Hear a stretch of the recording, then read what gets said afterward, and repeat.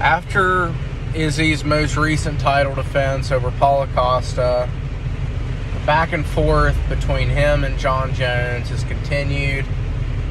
And guys, we started seeing this, even before Izzy won the belt, It made a lot of sense to me at first because, Izzy went on to become the world middleweight champion. We've just been through the whole champ era, and it's trendy to challenge the next weight class up. When you win a belt, Henry Cejudo did it after winning what I called a controversial split decision over, Demetrius Johnson.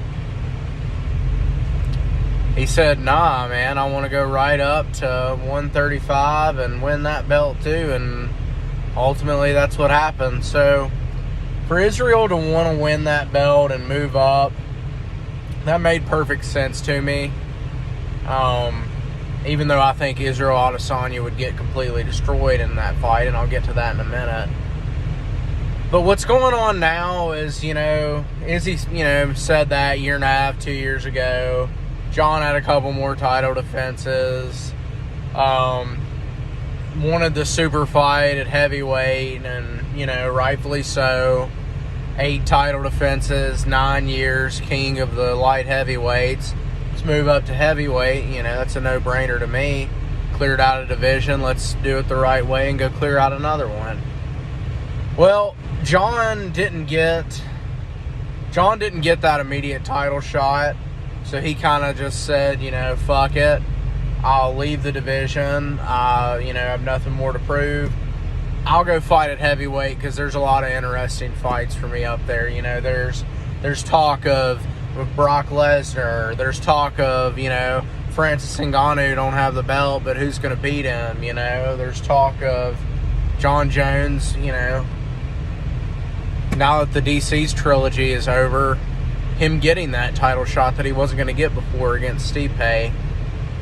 And in the midst of all this, I saw one article. Let me break off a little bit here. I saw one article about a year ago of Israel Adesanya. I didn't take this article seriously at all. I thought it was a troll. But Israel Adesanya said that he would defeat Stipe Miocic for the heavyweight championship of the world. And guys, he's a small middleweight. He's walking at 188, so completely preposterous. But with that being said, guys, Jon's looking great as he fills out to heavyweight. I mean, he has a ridiculously long frame, long arms. I saw a video the other day. He's squatting 405 for sets of 5, as, a tall, lanky athlete. I mean, he's sumo deadlifting well over 600 pounds. Jon's looking scary at heavyweight.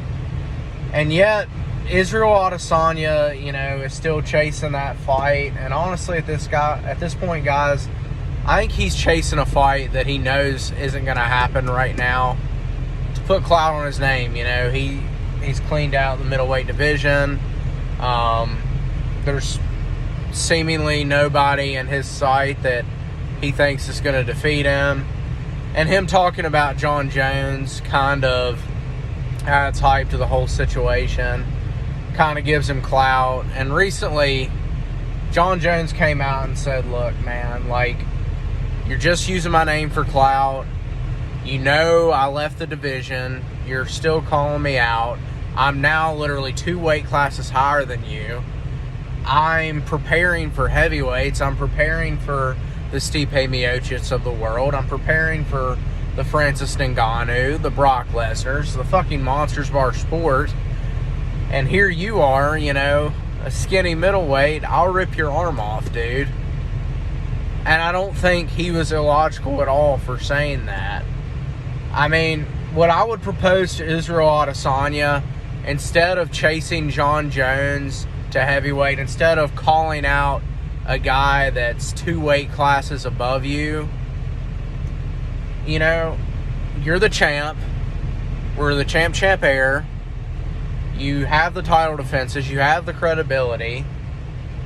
205 has what people are calling, a weak champion, like they're calling Zan Blachowicz, a placeholder. They're saying, he won the belt because Jon left. So Israel, if you're such a big man and you can defeat Jon Jones and you can defeat Stipe Miocic and, you have 100 pro fights and you're so great, move up to 205, challenge the new champion who has 8 losses on his record and is 37-0, or is 37 years old.